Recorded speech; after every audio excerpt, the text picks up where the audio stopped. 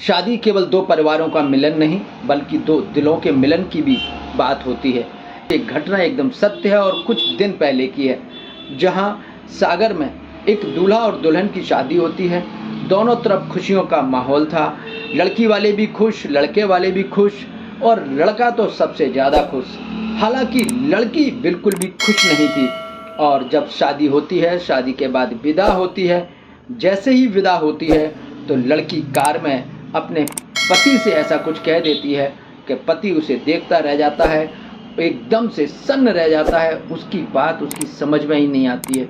ऐसा ही वाक़या यहाँ भोपाल रोड स्थित एक मैरिज होम में हुआ। से ही विदा होती है, दूल्हा और दुल्हन दोनों कार में बैठते हैं। माता पिता बेटी को विदा करके नम आँखों से मैरिज होम में वापस गए थे। अभी सही से वो अपनी कुर्सी पर बैठ नहीं पाए थे। वहीं लड़के वाले भी अपने बेटे को बहू के साथ विदा होते देख बहुत खुश हो रहे थे। उन्होंने सोचा था कि चलो बेटे की शादी हो गई है, अब हमारे घर में बहू आ गई है। सास भी खुश थी कि अब बहू के हाथ का मैं खाना खाऊंगी, परिवार में पोते पोतियाँ होंगे, खुशी का माहौल होगा। लेकिन जैसे ही विदा हुई, दूल्हा और दुल्हन दोनों कार में बैठे। अभी मैरिज होम से निकलकर दूल्हा और दुल्हन थोड़ी ही दूर चले थे कि कार में दुल्हन ने दूल्हे को एक शॉक दे दिया। दूल्हा अपने हनीमून के सपने देख रहा था। दूल्हा सोच रहा था कि अब शादी हो गई है, अब मैं और मेरी पत्नी ज़िंदगी को सुकून से जिएंगे, हमारे परिवार में भी खुशियाँ आएंगी, मैं भी ज़िंदगी को रंगीन बनाऊंगा। हनीमून पे मैं यहाँ जाऊंगा, हनीमून पे मैं वहाँ जाऊंगा, सुहागरात मैं ऐसे मनाऊंगा, सुहागरात मैं वैसे मनाऊंगा। लेकिन इससे पहले कि सुहागरात होती, दूल्हा और दुल्हन हनीमून पे जाते।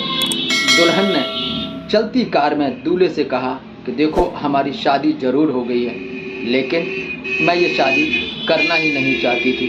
तुम मेरी बात को सीरियसली सुन लो। हम शादी के बंधन में बंधने के बाद पति पत्नी तो हो गए हैं, लेकिन सुहागरात के सपने बिल्कुल मत देखना। हम दोनों भाई और बहन की तरह रहेंगे। अगर तुम ये सब करने के लिए तैयार हो तो मैं तुम्हारे साथ तुम्हारे मायके चल सकती हूँ। दुल्हन के मुंह से ये सब कुछ सुनकर दूल्हे का दिमाग खराब हो गया। दूल्हे को समझ में ही नहीं आया कि ये हुआ क्या। विदा होते ही दुल्हन ने दूल्हे के सामने रखी एक शर्त। कहा, भाई बहन की तरह रहना पड़ेगा, हम पति पत्नी की तरह नहीं रह सकते। दुल्हन किसी और युवक से प्रेम करती थी। यह सब देखकर दुल्हन के परिवार ने शादी टूटने पर माफ़ी मांगी।